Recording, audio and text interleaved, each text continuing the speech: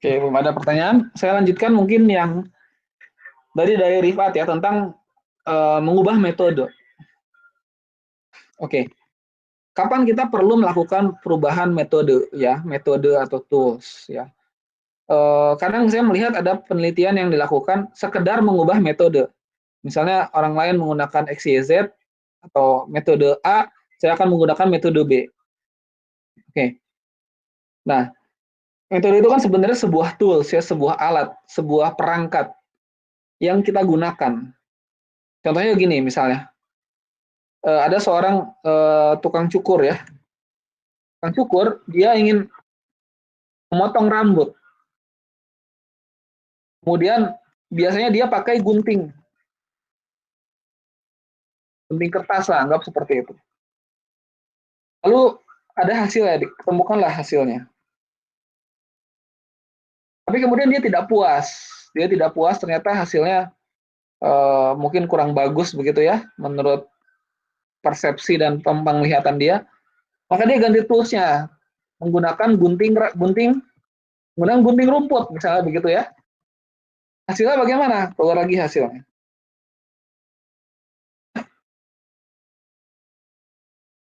Lalu pertanyaan, kemudian dia ganti lagi menggunakan gunting kuku misalnya. Keluar lagi hasilnya. Nah, pertanyaan adalah apakah ini sebuah hal yang penting atau tidak untuk dilakukan? Ya tentu tidak ya.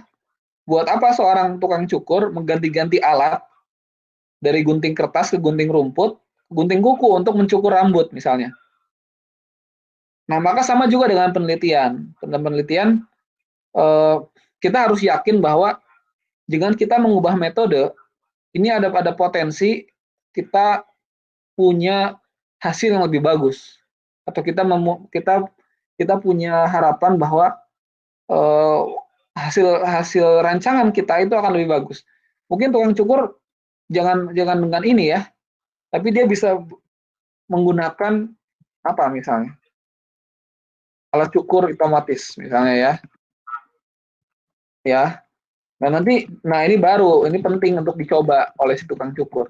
Kenapa? Karena ya mungkin berdasarkan studi literaturnya dia alat cukur otomatis tuh hasilnya bagus, ya.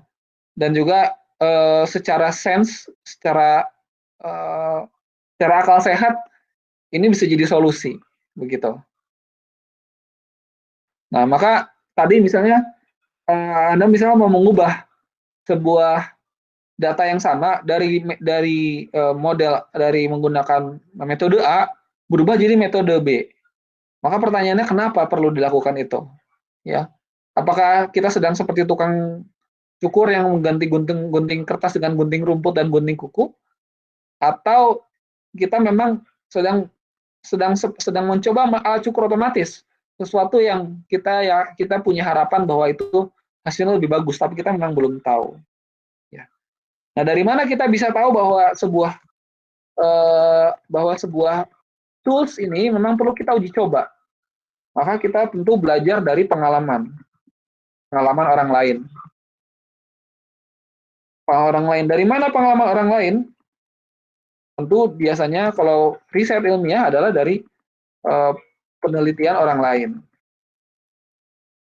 Penelitian orang lainnya dikemas dalam bentuk apa? Dalam bentuk paper biasanya ya. Paper.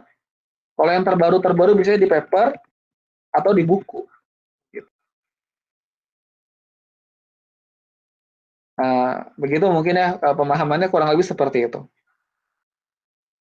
Ya. Dan juga kita perlu waspada juga. Barangkali kita perlu mencoba satu hal yang kita tetap mengajar yang namanya novelty atau kebaruan ya, kebaruan sebuah kontribusi. Kita ingin menemukan suatu hal yang mungkin nggak sangat absurd seperti menggunting rambut dengan gunting kuku, tapi itu suatu hal yang kayaknya layak dicoba deh. Ini hal yang belum pernah orang lakukan dan sepertinya kalau kita coba ini ada apa ya? Kita optimis ini akan hasilnya bagus, begitu. Ya, seperti itu ya. Jadi ada kontribusi. Nah, bisa jadi contohnya bagaimana? Ya misalnya kalau orang lain menggunakan eh, misalnya adalah ya menggunakan metode A untuk tipe permasalahan B, hasilnya bagus. Maka masalah kita, misalnya kita coba metode A untuk tipe permasalahan kita, gitu. Mungkin tipe permasalahan kita K, gitu ya. Apakah mungkin hasilnya bagus? Kita coba. Karena sudah ada yang mencoba mungkin metode B dengan untuk tipe permasalahan kita.